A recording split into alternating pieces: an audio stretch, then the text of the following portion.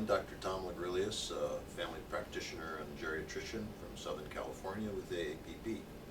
And I want to talk to you today about asthma, asthmatic bronchitis more properly. This is one of the commonest disorders that face family physicians and primary care doctors. Patients are frequently in the office with asthma. There are really two kinds of asthma. One is intermittent asthma, and the other is persistent asthma. And the difference is that patients with intermittent asthma only have symptoms once in a while, often when they're exposed to whatever the trigger is that sets off their wheezing. And the other kind is persistent asthma, and these are patients who have attacks all the time. They're constantly wheezing. They really never stop having asthma attacks.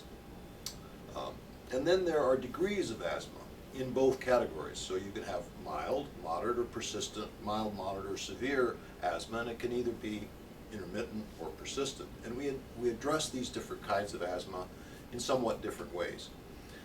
Usually it's some triggering factor that's setting off your asthma. Most of these patients with asthma are allergic to something in the air. They may be allergic to cats or dogs or house dust or cockroaches or mold or any one of a variety of different things in our environment. And sometimes we try to get people to clean up the things in their environment that set off their asthma. But in fact, this is very difficult to do.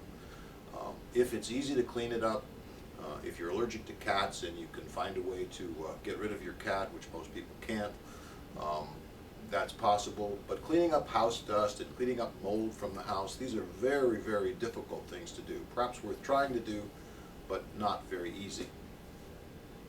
So for intermittent asthma, we treat people intermittently. Patients are given an albuterol inhaler, for example, and they're allowed to take an inhalation of that, 2 or 3 inhalations of that every few hours when they have their intermittent asthma attacks.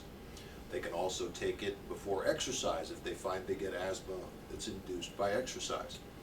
But albuterol has its limitations, and if you're using it more than 3 or 4 times a week, that means you have persistent asthma and probably should be treated all the time. We usually treat persistent asthma with inhaled steroids.